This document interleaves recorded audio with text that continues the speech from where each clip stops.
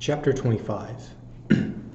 After a week spent in professions of love and schemes of felicity, Mr. Collins was called from his amiable Charlotte by the arrival of Saturday.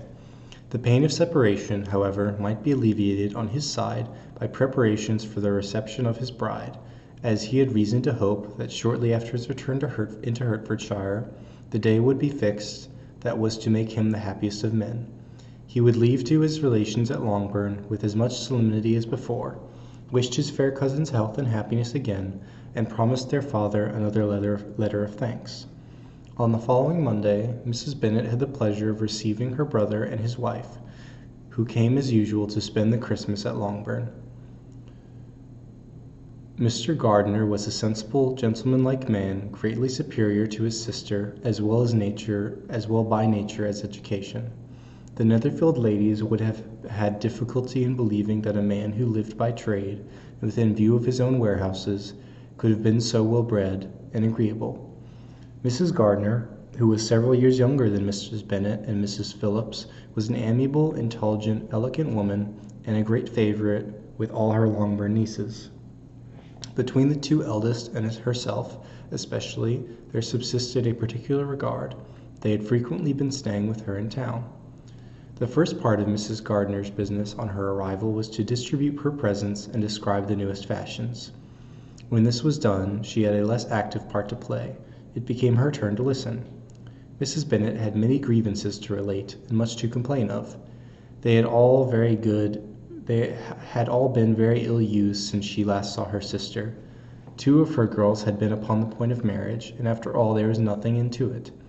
I do not blame Jane, she continued, for Jane would have got Mr. Bingley if she could. But Lizzie, oh sister, it is very hard to think that she might have been Mr. Collins' wife by this time, had it not been for her own perverseness.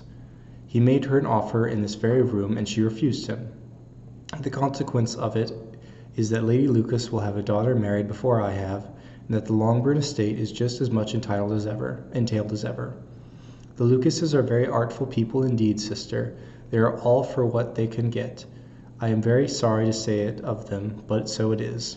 It makes me very nervous and poorly to be thwarted so in my own family, and to have neighbors who think of themselves before anybody else.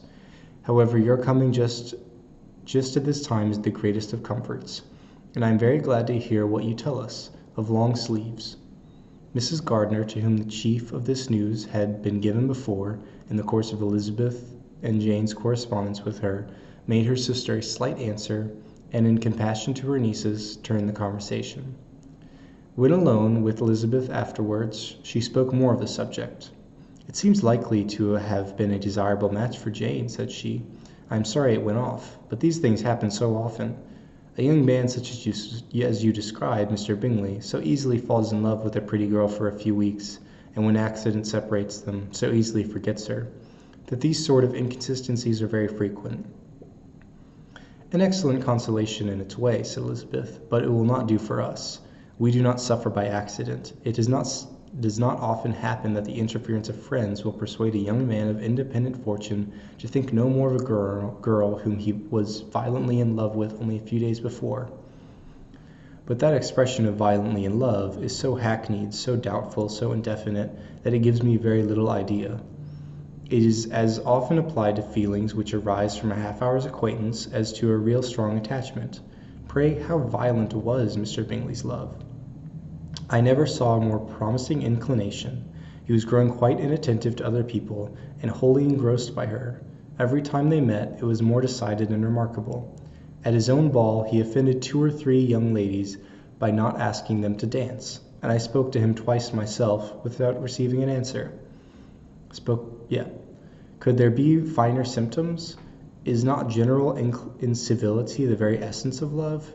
Oh yes, of that kind of love which I suppose him to have felt. Poor Jane, I am sorry for her, because with her disposition she may not get over it immediately. It had better have happened to you, Lizzie. You would have laughed yourself out of it sooner. But do you think she would be prevailed upon to go back with us? Change of scene might be of service, and perhaps a little relief from home may be as useful as anything." Elizabeth was exceedingly pleased with this proposal, and felt persuaded of her sister's ready acquiescence. "I hope," added Mrs. Gardiner, "that no consideration with regard to this young man will influence her. We live in so different a part of town, all our connections are so different, and as you well know, we go out so little, it is very impossible they should ever meet at all, unless he really comes to see her.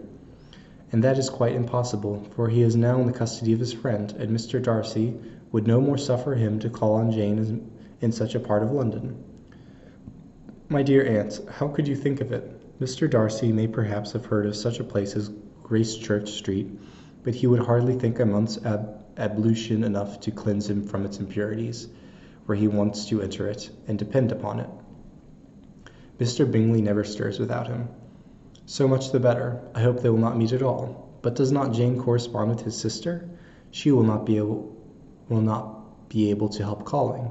She will drop the acquaintance entirely." But in spite of the certainty in which Elizabeth affected to place this point, as well as the still more interesting one of Bingley's being withheld from seeing Jane, she felt a solicitude on the subject which convinced her on examination that she did not consider it entirely hopeless. It was possible, and sometimes she thought it probable, that his affection might be reanimated, and the influence of his friends successfully combated by the more natural influence of Jane's attractions. Miss Bennet accepted her aunt's invitation with pleasure, and the Bingleys were in no otherwise in her thoughts at the same time.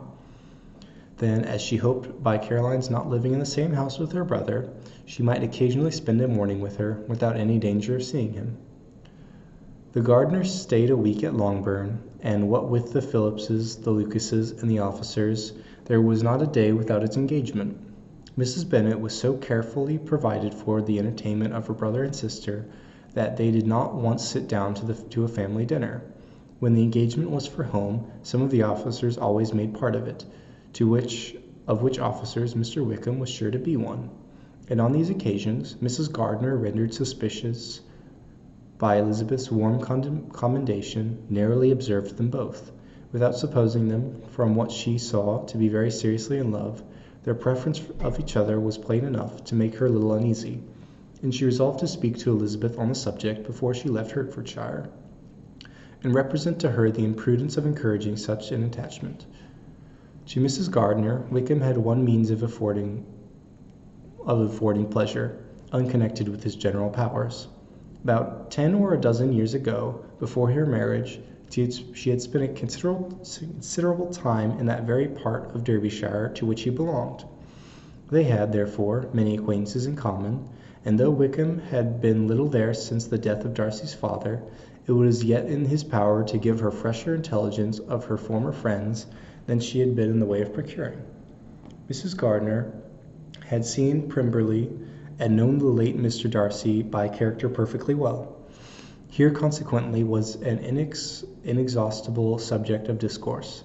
In comparing her recollection of Pemberley with the minute description which Wickham could give, and in bestowing her tribute of praise on the character of its late possessor, she was delighting both him and herself.